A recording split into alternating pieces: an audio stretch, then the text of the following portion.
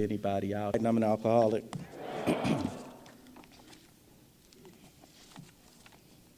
First off, I want to thank the committee for asking me to come out and share this morning. And I really want to thank Sandy and Angie for setting this up. To our new friends who might be here, I sit out in the audience and I see Sandy get up here, and I see Angie get up here, and we know Clancy's in the group, and we know a lot of some of my good friends, Sharon, and Tom and Clint. And, to our new friends, this might be like, man, we got this lineup of these heavy hitters, but, what they're talking about is well beyond what I'm capable of doing,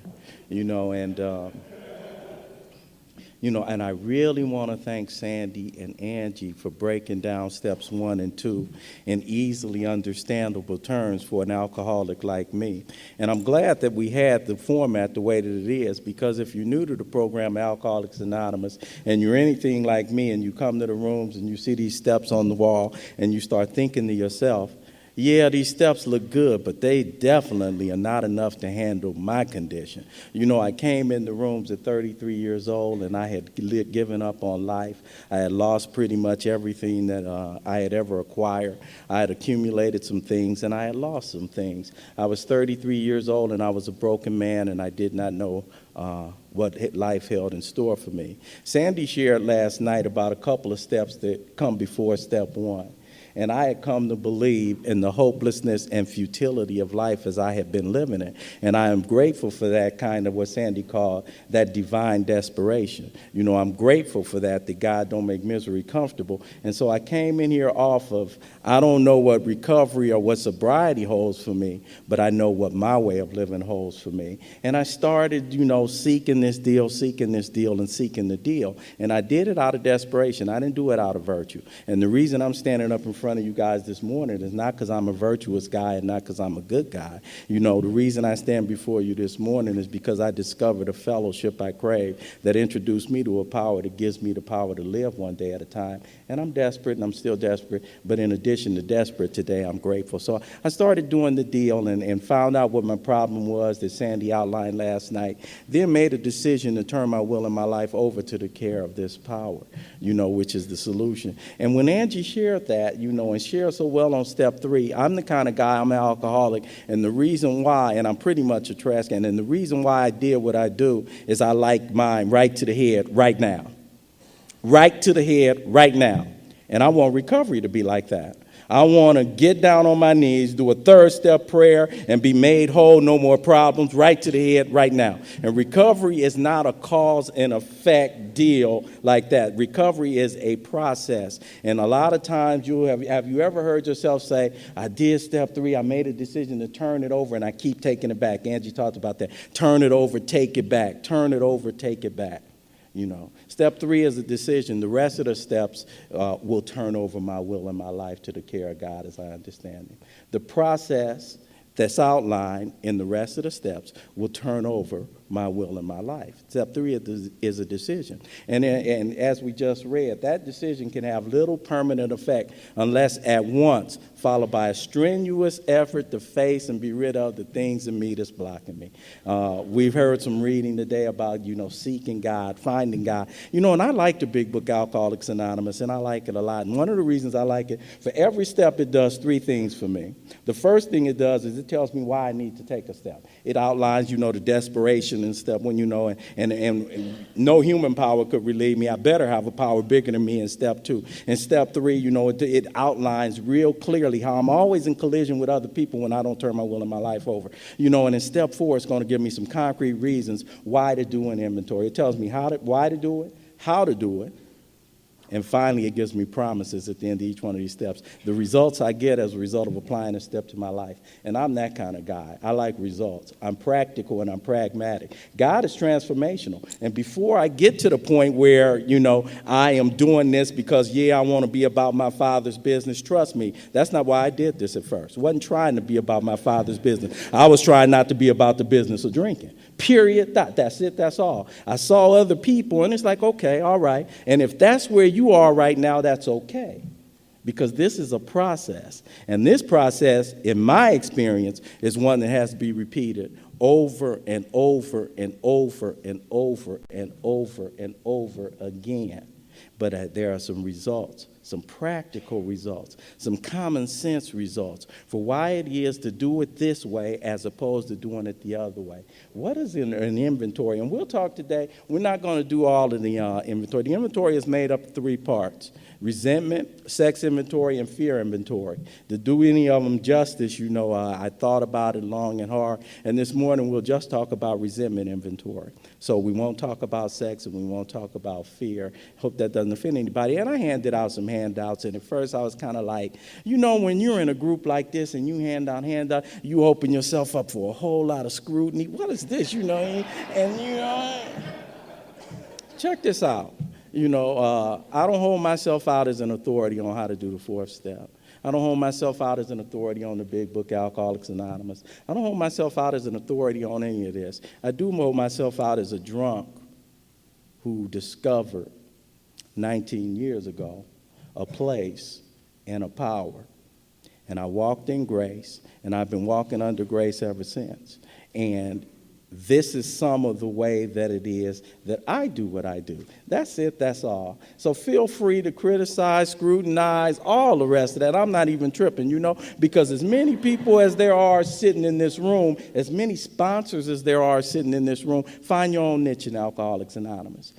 Find your own niche in Alcoholics Anonymous. Sometimes, I come to an event like this and I listen to the way people say they're Clancy sponsors and has these words of wisdom, and I'll think because now I've been anointed, sponsored by somebody, that all of a sudden it imbues me with some knowledge I don't have. And they'll sit down and talk to me about, a marriage problem. Are you a marriage counselor? No, but I'm a sponsor. I slept at Holiday Inn Express, and I get to, and all of a sudden I get to putting stuff out. I don't even, And so one of the things that I am real clear on for a guy like me, I want to have an experience with these steps. I want to have an experience with this process. I want to have an experience with what it is that we do in Alcoholics Anonymous. Not in an intellectual way, not in a theoretical way, in a way that allows a guy like me who stands before you at 52 years old for the first time in his life to do, behave, feel, and conduct himself as a responsible 52-year-old man with dignity, integrity, and responsibility. And that's what it is I talk about. So if and we read some things, I throw out a couple of disclaimers anytime we get to inventory. And we're going to talk about resentment inventory. And one of the reasons I pass those out is because on page 64, in dealing with resentments, we set them on paper. One of the first instructions on how to do resentment inventory. And one of the things we need to back up on, and I'm going to back up on, what's an inventory? Bill uses an analogy in the big book, and he compares it to a commercial inventory. He says it's a fact-facing and a fact-finding process. A lot of people do inventories, and I was among them. And I thought that my first inventories was me writing down what I already knew about myself and sharing it with somebody else. And that's not the purpose of inventory at all. Inventory's real purpose is to discover what it is that I don't know about myself.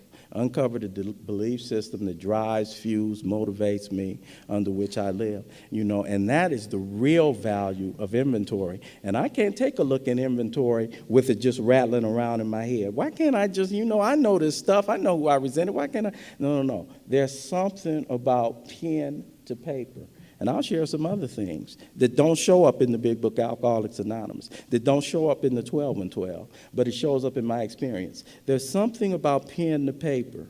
I've worked with some men and some women who felt as if they were illiterate, who were intimidated by the written word, who were intimidated at the thought of reading.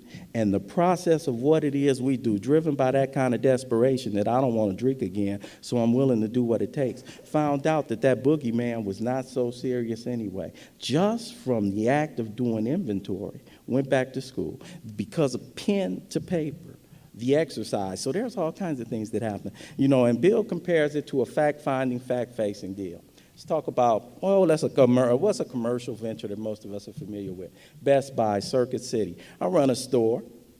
I'm interested in making money. I want my business to be profitable, and so I keep a lot of inventory in there. And this time we're talking commercial inventory. Inventory is my product, what I sell. what it is that's my stock in trade. And so I have all these, and I'm wondering, damn, I would like to get current in 2005. There are DVDs now and iPods and iPod minis and, all these new things, but I don't have room for it.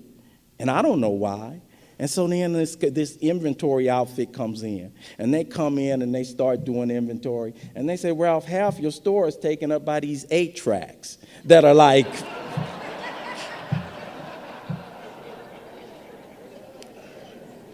You got these reels over here, you got this, nobody's buying.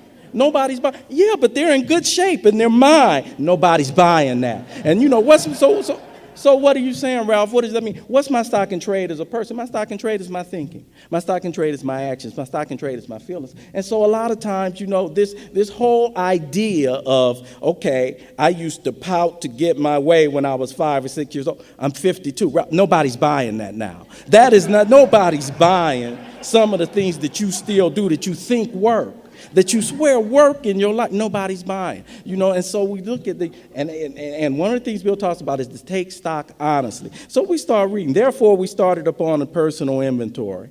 If it's an effort to discover the truth about the stock and trade. One object is to disclose damaged or unsellable goods to get rid of them promptly and without regret. If an owner of the business is to be successful, he cannot fool himself about values. We did exactly the same things with our lives. We took stock honestly. First, we searched out the flaws in our makeup which caused our failure.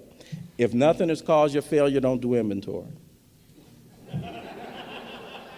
If your life run on your will is successful, don't bother with inventory. I don't argue with people about inventory and whether or not to pick up pen, the paper, and the rest of that. And that's just me, but I don't spend a lot of time with that. If my life run on my will is successful, by all means, have at it. And I don't get mad at people. A lot of people get mad at other folks. I listened to a speaker share one time, and he was talking, and he said, yeah, these people are sitting around in Alcoholics Anonymous not working those steps. They're miserable and don't even know it. I'm like, they're miserable and don't even know it. Okay. Works for me if you.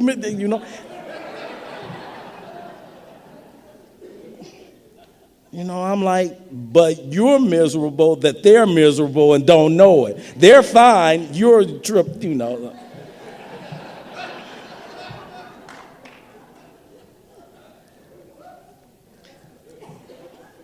So I don't even trip.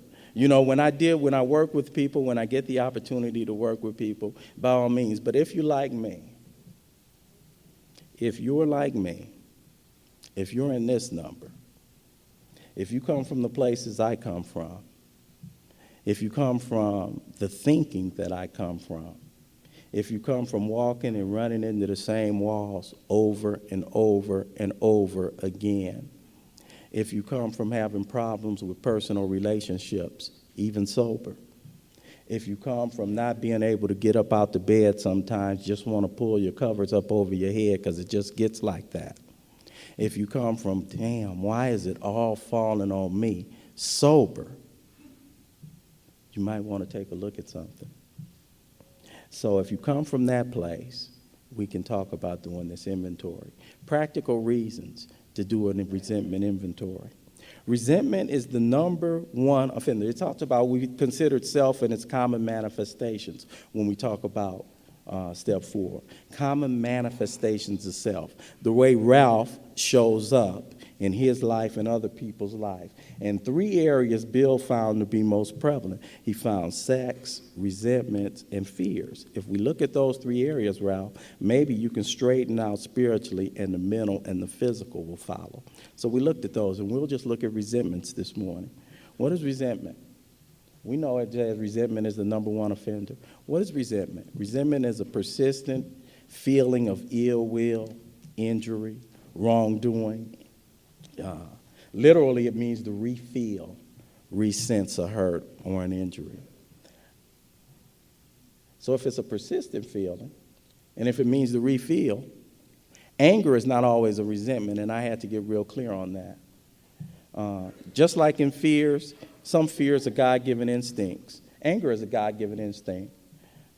Some things I should get angry about, and sometimes I do get angry about them.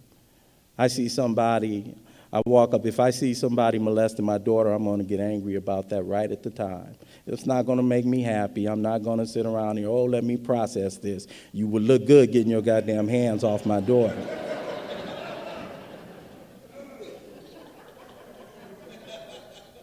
But I want to be free of the resentment. I don't want it to own me, and I don't want to carry it. So some things for me I had to be clear on when we start talking about resentment inventory. And one of the things I have found is a lot of times I think resentments work.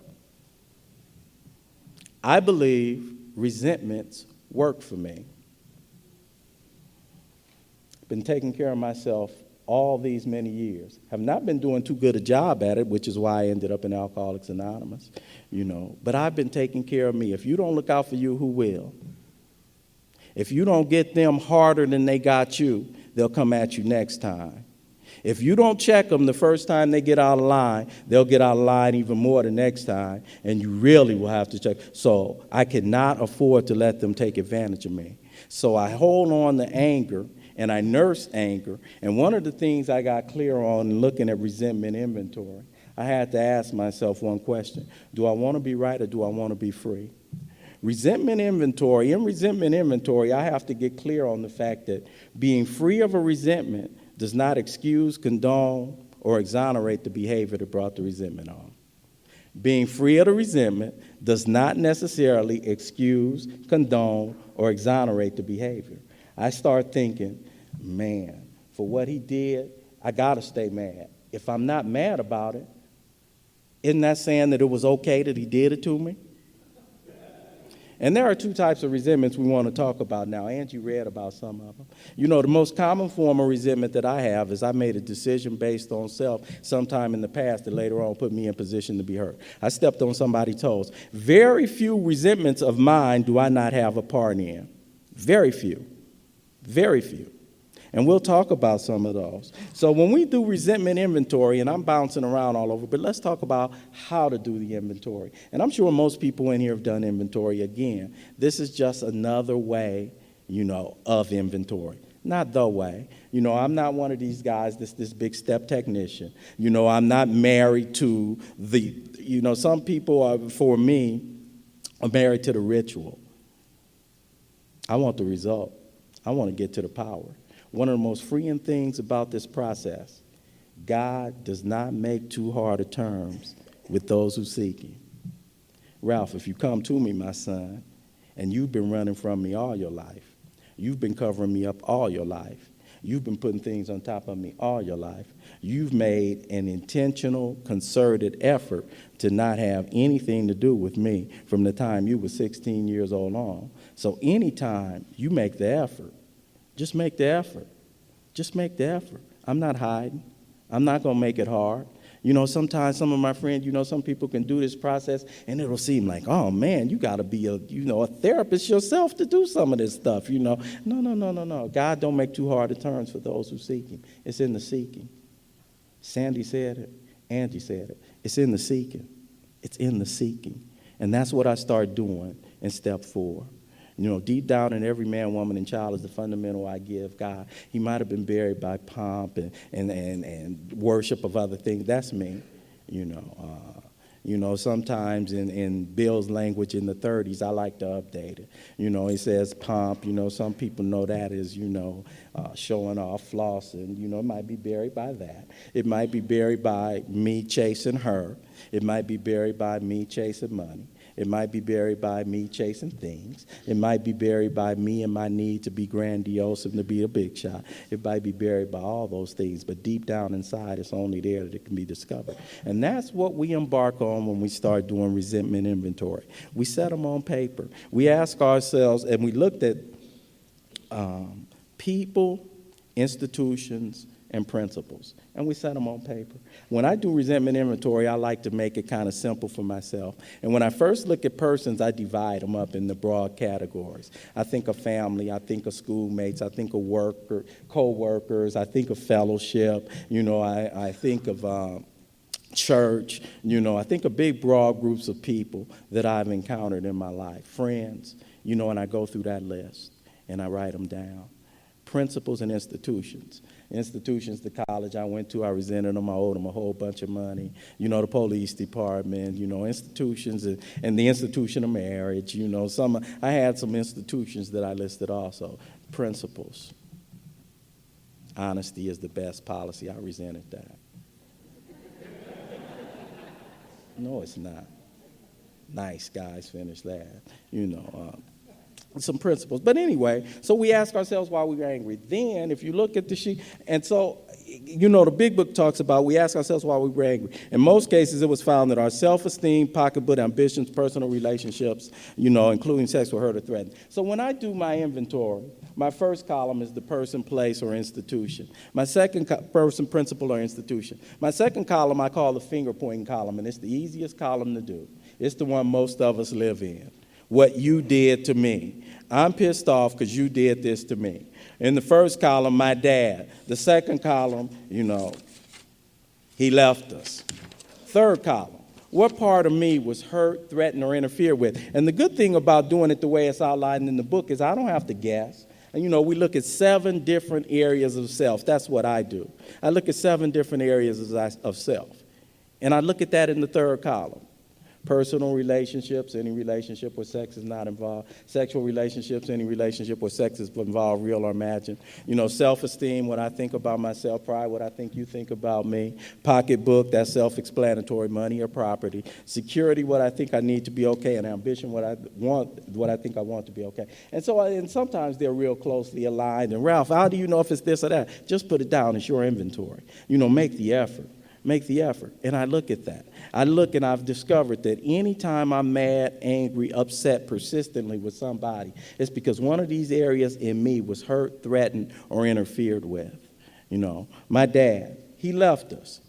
It affects my self-esteem. If I was important to him, then he wouldn't leave me.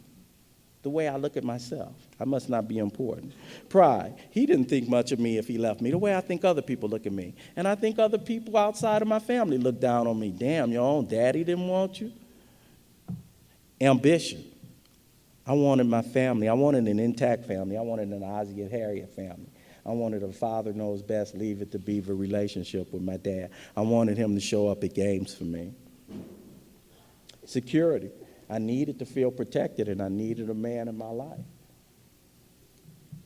Personal relationships, hurt, threatened, or interfered with. Personal relationship with him was hurt, threatened, and interfered with. I never had one with him. Sexual relationships, that's funny. My dad left me. How does that affect my sexual relationships? It's affected every relationship I've had subsequent. The way I viewed my dad and the way I viewed myself as a result of him. He seemed real weak to me. He left us. He was trifling. And I've always felt like if you really know me, you won't like me and you'll see me as weak. So what I do in relationships is I'll buy you. I just know that in and of myself, I'm not enough. Pocketbook. Absolutely, it was hurt, threatened, or interfered with. We had one person in the house bringing in money, and that was my mom, and she was on welfare. So I looked at the 7 areas of self. Then I go to the freedom column. My part. And again, they did some reading this morning. Our problems, we think, are basically of our own making. One of the most freeing sentences in the big book, Alcoholics Anonymous. Because if the problem is in me, the solution is in me. I thank God I don't have to wait for you to get better in order for me to get better. I can grow and change independent of whether or not you do anything different with your life. Our problems, we think, are basically of our own making. So I resolutely look for my part in the resentment. Why? Because I want to be able to be free of it. And if I don't have a part, you own me. You own me. So, Ralph, what does that mean? My dad, he left us. I was selfish because I was only concerned with how his leaving affected me. I didn't have any regard for his feelings, his needs, his desires, or capabilities. My old man was a janitor raising 6 boys. I know that must have been an overwhelming, terrifying thought for him. Never considered that. I was dishonest because when he was there, I always wished he was gone. Then I have the nerve to have a resentment that he left us. Me and my brothers used to always talk, I wish he'd just leave. I was dishonest because my old man didn't leave us. My mom put him out. Pencil to paper, pen to paper, the power of pen to paper. That one light bulb revelation for me when I wrote it down.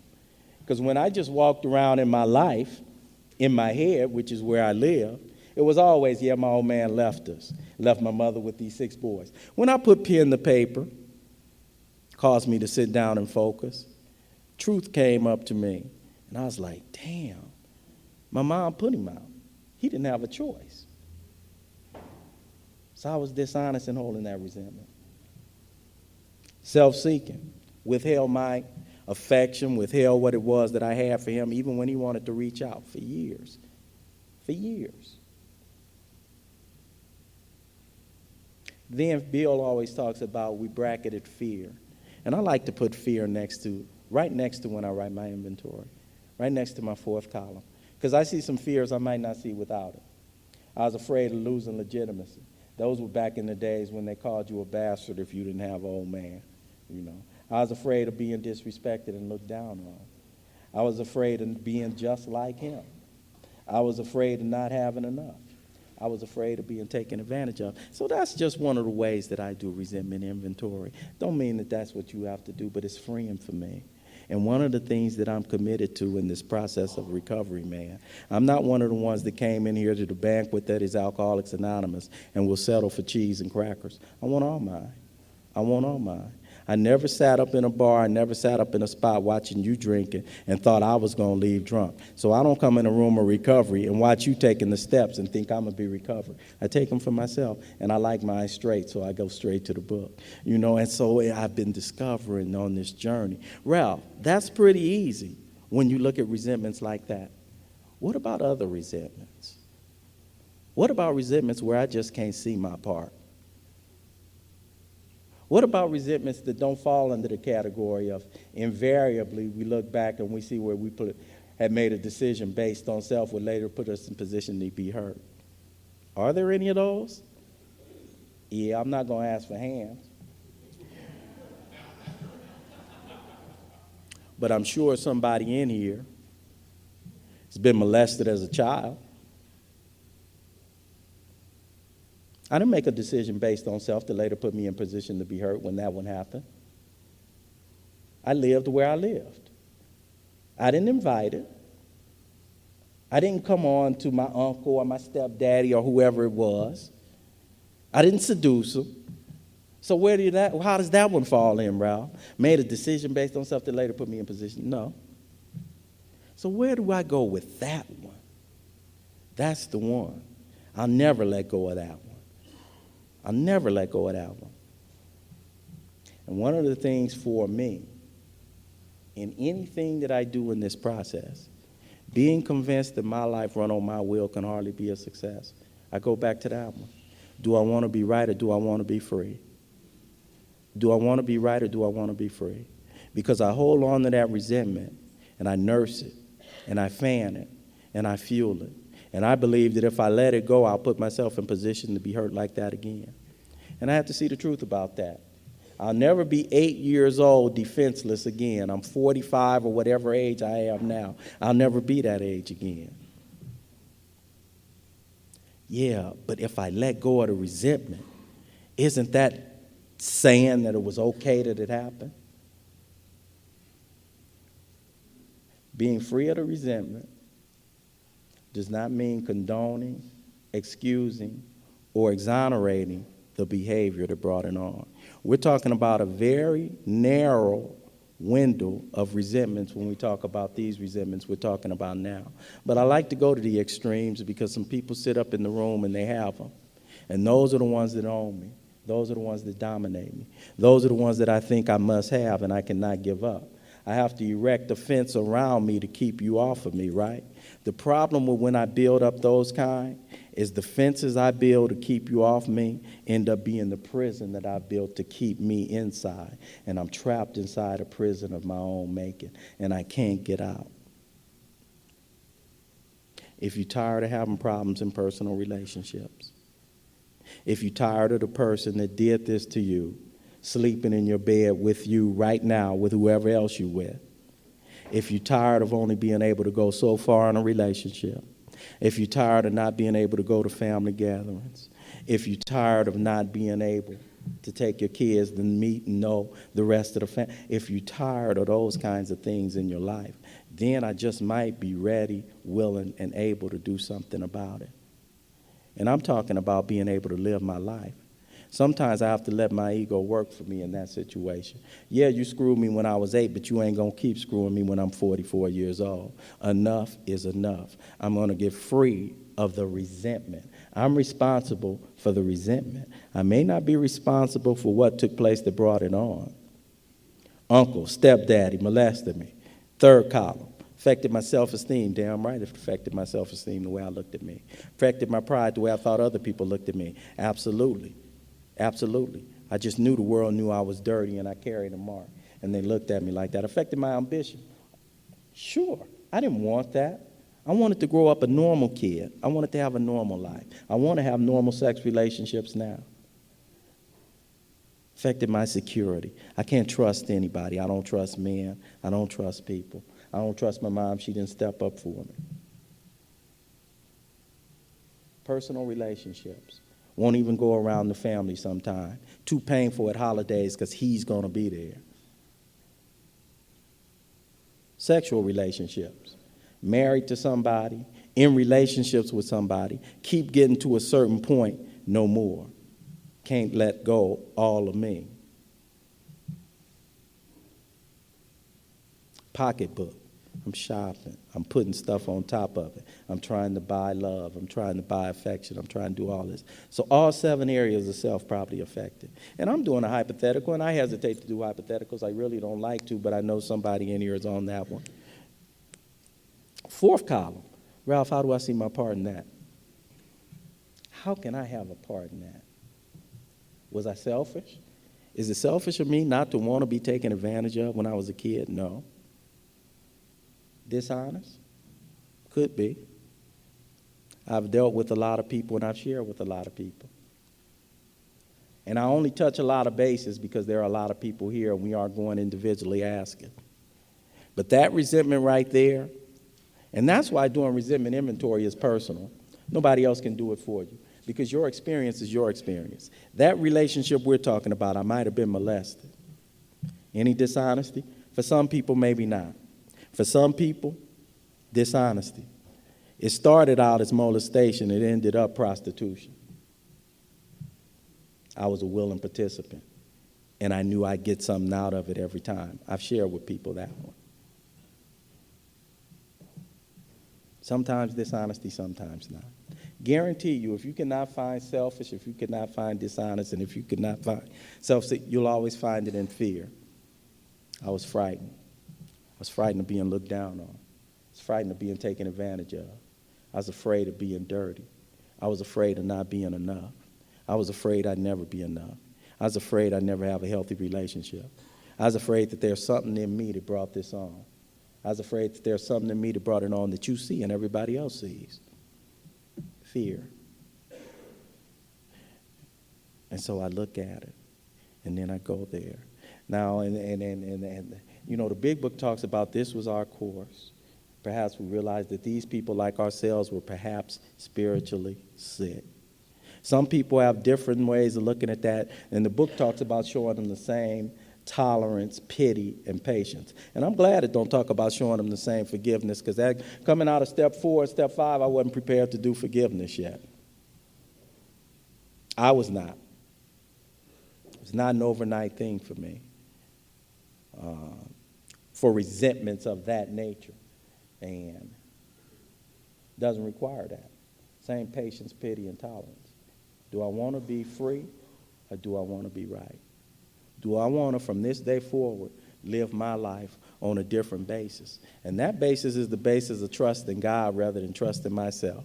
That basis is the basis of trust in God for my decision making rather than, and that's a hard thing, man, because resentments, man, when somebody comes at me and does something to me, Automatically, did you know, and it's a couple of things, man. In this program, the things that I have found to be indispensable for a guy like me, willingness and humility.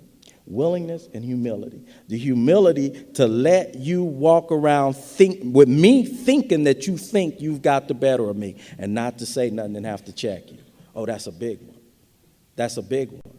And more alcoholics than less fall into that. I need to let you know who this is. I need to let you know right now who you messing with, you know. How many people get to the podium, I never mess with anybody, I just don't mess with me, and then it's on, you know. And I need the humility in that one. You know, it says we avoid retaliation and argument. It might be the dubious luxury of normal people. In a relationship, because sometimes resentments work for me, right? She's not acting right, he's not acting right. The only time they seem to act right is what? When I'm pissed off. So what do? Stay pissed off. And then what do? Look for a reason for them to get pissed off so they can be pissed off so they can have the upper hand. And I think resentments work. And I need to get a new definition of what's working. Is that what I want my relationship to be based on? Who stays mad the longest? As in war, the victor only seemed to win.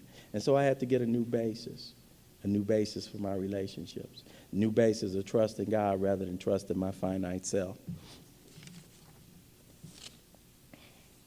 It is plain that a life which includes deep resentment leads only to futility and unhappiness. Is that plain to me? Is it? Is it plain to me that a life that includes deep resentment leads only to futility and unhappiness? What the hell does that mean, Ralph? Walking around. Not going to ask for hands. Anybody in here? If you walked in a meeting right now and saw him or her, you want to turn around and walk out right now? Anybody in here ever had a kind of resentment? We got any stalkers in the house?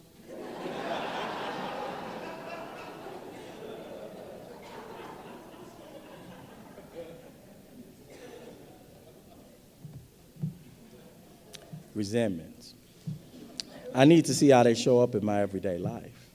And the way that they show up in my everyday life, and the way that they show up in my everyday interaction with other people, has the power to kill an alcoholic like me. Come up in my meeting, I see Chuck, Chuck's with Mike, they're laughing, they stop when they see me, turn around, I just know, oh, yeah, I know they're talking about me. And you know, with a resentment, it gets cold-blooded because when you do the replay, it's like when you do a replay in football. The first hit is cool, but when you see the slow motion hit, oh, man. And so when you're driving home from the meeting, you also now can imagine what Chuck's face looked like. Then you remember the people that were standing around that group. Then you got to 86 that whole group out of your life. Then when they get up to the podium and share and people are clapping and laughing, I get pissed off if I look around and you're supposed to be my friend and you're laughing and clapping when they're sharing.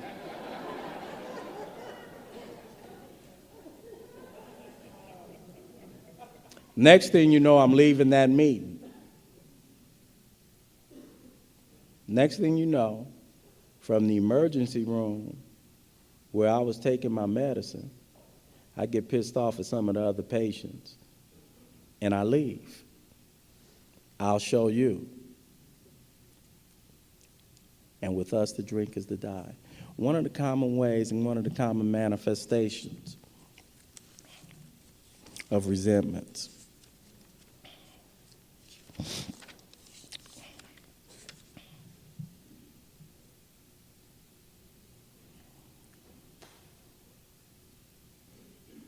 Dizzy.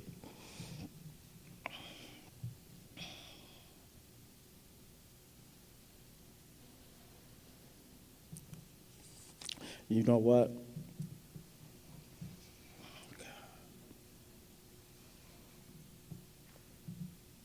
Bob Darrell came out a couple of months ago with my brother and I.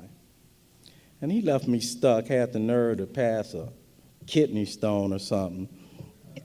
Left me stuck doing a workshop.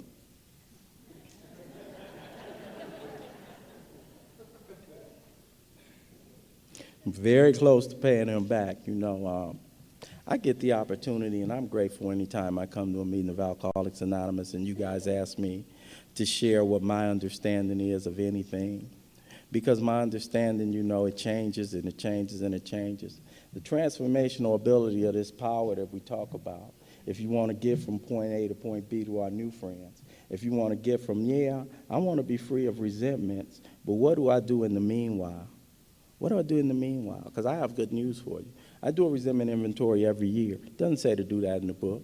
A lot of people say, why would you do it like that? I work with a lot of people, and I like to do what it is that they do sometimes. And I do a resentment inventory every year. Here's the good news, new friends. My first resentment inventory, I had 80-something names. I had a couple of other inventories that had 60-some-odd names and the rest. My resentment inventories for the last few years have been 3 names, 2 names, and that's the good news, that this program really, really, really, really, really works. And this program works best when I internalize it and I make it a process of living in my everyday life. You're going to hear some speakers that come up the rest of the day, and what they're going to talk about is the way that these steps work in concert. What they're going to talk about is that after uncovering, discovering, and discarding some of what blocks me from the sunlight of the Spirit and starting to form that very basic relationship with that power on easily understandable terms, and just seeking that power, the power will, God don't require my consent or my permission to change me. All he requires is my willingness,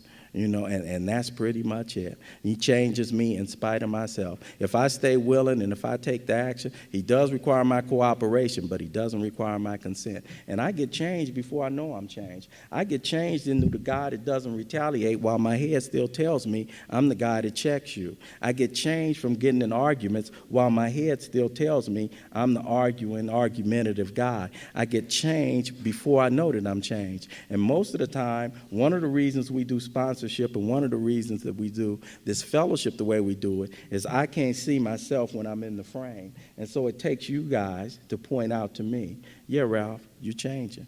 Yeah, this is what's happening. When I do that inventory, I don't see the truth about my stock and trade. It takes a sponsor with me to see the truth and to help me see the truth about my stock and trade. I will think, and when we go to step 5, it talks about we think a solitary self-appraisal is insufficient. That's why we share with other people. Because if I do it on my own, I will start thinking that some of my biggest problems and some of my biggest defects are assets to me. Oh, you have the ability to talk. Yeah, your ass is always lying and manipulating. You need to, that gift to gab gets you out of situations.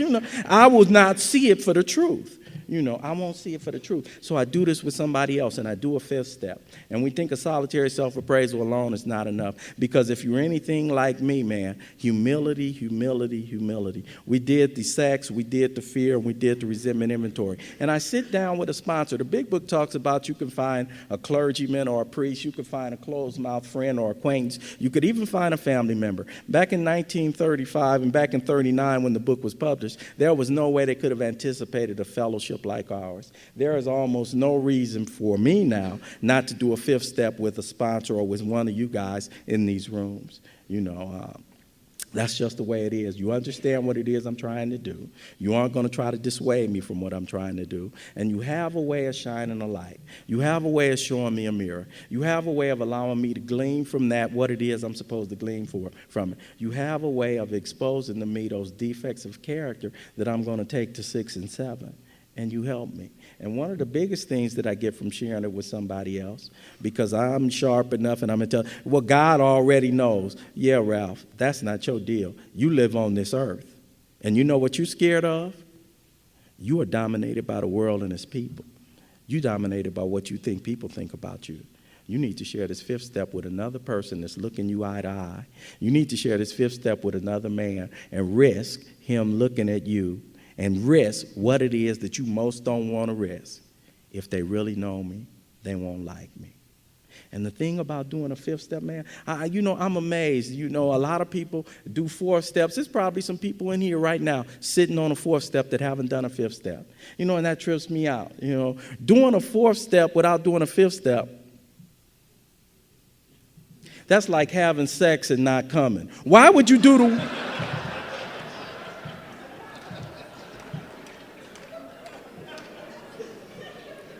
Why would you do the work and not get the benefit? Get the results. And I figure that's always an enticing way to get alcoholics to do an inventory. Ooh, that's what it's like? Yeah, it is.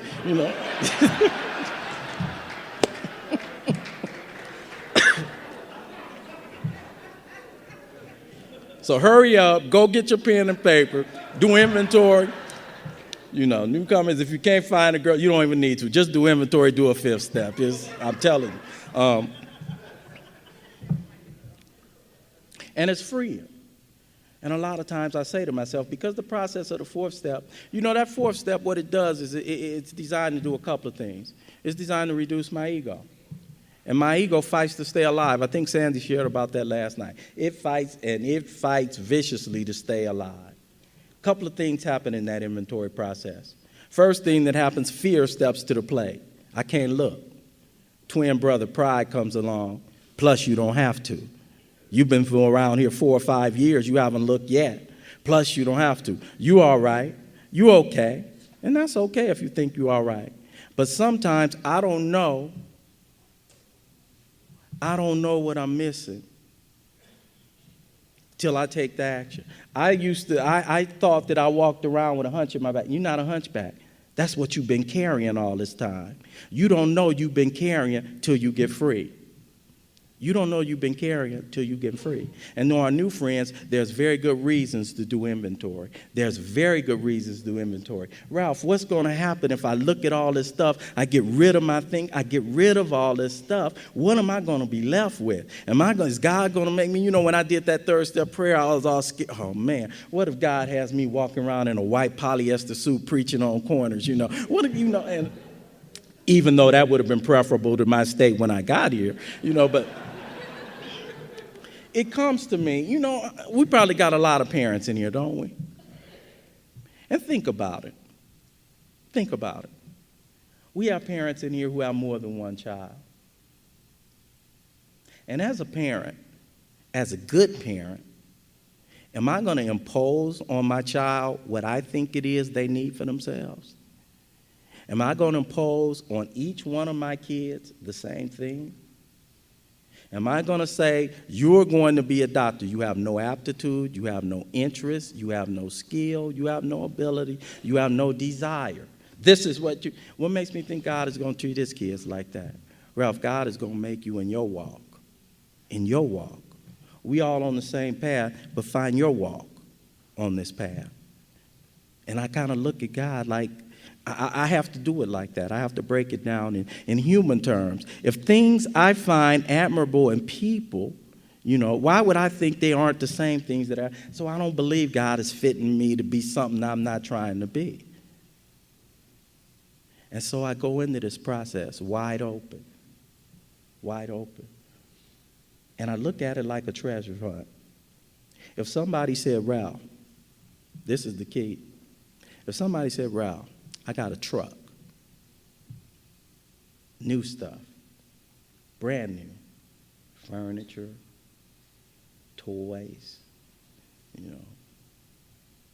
appliances. I got a lot of new stuff for your house. But when I back that truck up to the house, we don't have nowhere to put it. Oh. And if somebody told me, if you clean out all of that, there'll be something new coming to replace it. Bet I'd hurry up and do it. Now the difference with this one is this. Spiritual gifts I can't see. Spiritual gifts I usually don't appreciate till after the fact. Rearview mirror. But they're coming. And the good news for people like us is we have people in here who've done enough inventories, who've been on this path, who've got in touch with this power, who've accessed this power, who's done the deal, who can tell us, yeah, He's got something good with your name on it too. And he's not tired and he don't discriminate. And he's still in the business of lifting drunks up. He's still in the business of raising them up. And that's the good news, but I got to make room. So in the fourth and the fifth step, like I said, there are very good reasons to do a fourth and a fifth. I do one, like I said, every year. I'm down to 2 or 3 names now, every year. That's the good news that this program has to offer. That for a drunk like me,